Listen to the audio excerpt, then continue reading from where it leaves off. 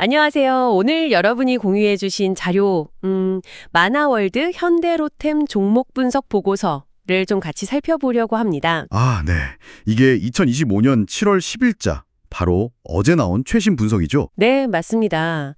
현대로템 주가의 지금 위치, 그리고 앞으로의 전망, 특히 기술적 분석이랑 그 매매 전략 중심으로 좀 깊이 있게 얘기를 나눠볼까 해요. 네, 좋습니다. 이 보고서가 보면 정성적 분석부터 해서 G스코어, RSI, MACD 같은 기술 지표들, 심지어 SSB, OCI 같은 심리 지표까지 다루고 있더라고요. 오, 상당히 자세하네요. 네, 구체적인 매매 전략까지 나와 있어서 아마 현대로템 투자 고민하시는 분들께는 좀 실질적인 참고가 되지 않을까 싶습니다. 네. 그래서 저희 목표는 이 분석의 핵심만 딱 뽑아서 여러분 의사결정에 좀 도움을 드리는 겁니다. 특히 그 볼츠만 분포 꼬리 구간이라는 말이 나오는데 약간 생소하죠? 아, 네. 그게 좀 핵심적인 개념 중 하나더라고요. 네. 이 부분에 한번 주목해 보시면 좋겠습니다.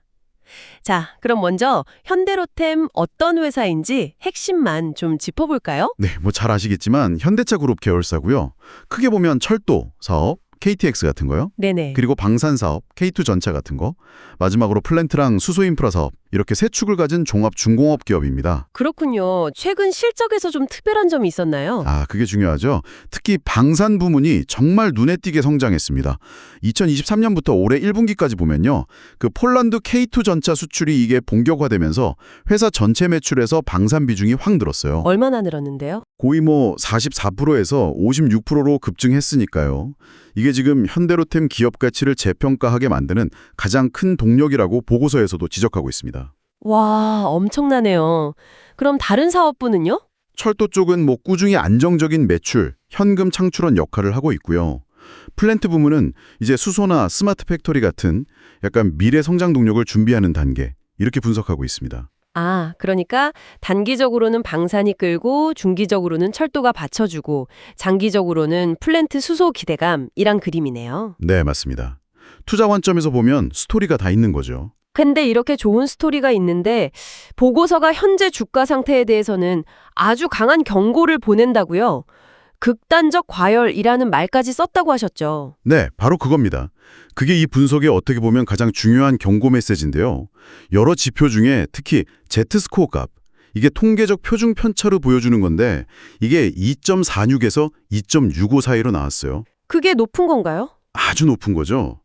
보고서에서는 이걸 볼츠만 분포 꼬리 구간에 해당한다고 진단합니다. 통계학적으로 보면 정말 거의 일어나기 힘든 극단적인 값의 영역이라는 뜻입니다. 뭐랄까, 벼락 맞을 환율처럼요. 와, 벼락 맞을 확률이라니. 그 정도로 이례적인 상황이라는 거네요. 그렇죠. 주가에서는 이런 극단값이 나오면 보통 오래가지 못하고 되돌림이 나올 가능성이 크다고 보거든요. 그래서 지금 가격에서는 절대 추격 매수하면 안 된다. 이런 강력한 신호로 해석하고 있습니다. 아, 그래서 추격 매수 금지군요. 그럼 다른 지표들도 좀 비슷한가요? 심리 지표 같은 것도 언급하셨는데. 네, 그렇습니다. 예를 들어 SSB, 이게 심리 베타, 센티먼트 스프레드 베타라고 해서 시장 참여자들의 심리적 편향을 보는 건데 1.1 이상으로 아주 높게 나왔어요. 그건 뭐를 의미하죠? 그러니까 포모, 나만 뒤처질까 봐 사는 그런 군중 심리가 강하고 시장 전체적으로 너무 낙관론에 치우쳐 있다, 이런 뜻입니다. 또 OCI, 이건 신뢰지수, 오버 컨피던스 인덱스인데 투자자들이 얼마나 비이성적으로 자신감에 차 있는지를 보여주거든요. 이것도 2.7배 이상 높게 나와서 약간 거품 가능성까지 시사하고 있습니다. 심리적으로도 완전히 과열 상태군요. 기술적 지표는 어떤가요? RSI나 MACD 같은 것들. 기술적으로도 RSI 같은 경우는 이미 과매수권에 근접했거나 살짝 들어간 상태고요. 볼린저 밴드 상단을 막 강하게 뚫고 올라가는 모습들, 전반적으로 과열 신호가 여러 군데서 포착되고 있다는 거죠. 종합하면 상승 모멘텀은 정말 강했지만 지금은 너무 뜨거워져서 단기 조정이나 혹시 어쩌면 좀 급격한 하락 위험까지도 염두에 두어야 하는 구간이다. 이렇게 정리할 수 있겠네요. 네, 정확합니다. 그래서 리스크 관리가 매우 중요해진 시점이라는 거죠. 알겠습니다. 그럼 이 보고서 구체적으로 어떤 매매 전략을 제시하고 있나요? 사야 하나요? 팔아야 하나요? 아니면 손절은? 일단 매수 관점에서는요. 현재가 부근, 그러니까 보고서 작성 시점 108만 6,800원 기준으로는 절대 따라붙지 말라고 아주 강하게 얘기합니다. 앞서 말한 그 볼츠만 꼬리 구간이기 때문이죠. 네, 위험하다고 했죠. 네, 신규 매수나 추가 매수는 반드시 이 과열이 좀 식는 신호로 확인하고 들어가라고 합니다. 예를 들면 RSI가 한 42에서 45 정도까지 내려오거나 Z스코어가 1.0 아래로 떨어지는 걸 보고 나서 그것도 한 번에 다 사는 게 아니라 나눠서 접근하라는 거죠. 분할 매수요? 네, 초기 비중도 30%에서 50% 이내로 좀 제한하고요. 보고서에는 뭐 18만 4천 원, 18만 2천 원 이런 구체적인 가격대까지 예시로 들면서 분할 매수를 권장하고 있습니다. 근데 방산 모멘텀이 워낙 강해서 이렇게 너무 보수적으로 접근하면 기회를 놓치는 건 아닐까 하는 생각도 드는데요. 물론 그럴 수 있죠. 실제로 더 갈 거라는 기대 심리도 분명히 크고요. 근데 이 분석은 바로 그런 기대 심리가 통계적으로 너무 극단에 와 있다고 지적하는 겁니다. 그래서 오히려 매도 전략을 더 강조하는 것 같아요. 매도 전략은 어떻게 하라고 하나요? 단기적으로 주가가 만약 더 오르더라도 예를 들어 플러스 3% 19만 2,404원이나 플러스 7% 19만 9,876원 정도 수익이 나면 반드시 분할로 이익을 실현하라고 권고합니다. 아, 수익 날 때 생겨라? 네, 지금 같은 극단적인 과열 구간에서는 일단 수익을 챙겨놓고 그 남은 물량으로만 추세를 더 지켜보라는 거죠. 장기적으로는 이전 고점 부근인 22만 5천 원을 목표가로 제시하면서 거기까지 가더라도 한 번에 다 팔지 말고 단계적으로 익절하라고 하고요.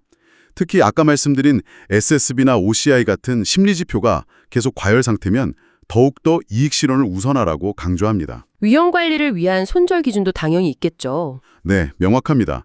마이너스 3% 하락 시점인 18만 1,196원 정도 또는 중요한 지지선으로 보는 60일 이동평균선을 깨면 그냥 기계적으로 손절하라고 딱 명시하고 있어요. 아, 감정 섞지 말고 그냥 원칙대로. 그렇죠. 그리고 심리지표엔 SSB나 OCI가 갑자기 팍 꺾이는 모습이 보이면 그것도 즉시 청산 신호로 보고 위험 관리에 나서라고 조언합니다. 뭐 행동경제학적으로도 몰빵이나 추격 매수는 절대 안 되고 군중심리 경계하고 감정 빼고 원칙 지키란 이야기를 덧붙이고 있고요. 네, 잘 알겠습니다. 그럼 오늘 분석 내용 한번 정리해보죠. 현대로템, 분명히 방산 부문에서 나오는 강력한 성장 스토리를 가지고 있는 건 맞다.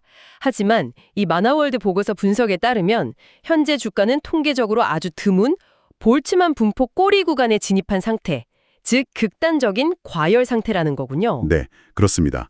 이게 추가 상승 가능성도 물론 내포하지만 동시에 그만큼 급격한 되돌림, 즉 하락 위험도 매우 커진 상황이라는 걸 의미합니다. 그래서 이 보고서는 지금 섣불리 추격 매수하는 건 정말 위험하다. 오히려 분할 매도와 리스크 관리가 훨씬 더 중요하다. 이렇게 강조하고 있는 거고요. 맞습니다. 과열 신호가 좀 진정되는 걸 확인하고 아주 신중하게 접근하는 지혜가 필요해 보입니다. 네, 참 흥미롭네요. 이렇게 강력한 성장 스토리를 가진 주식이 극단적인 시장 심리와 만났을 때 투자자는 이 객관적인 지표들과 또 뜨거운 시장 분위기 사이에서 과연 어떤 기준으로 자신만의 투자 원칙을 지켜나가야 할까요? 이 질문을 마지막으로 여러분께 한번 던져봅니다. 한번 깊이 생각해 보시는 것도 좋겠습니다.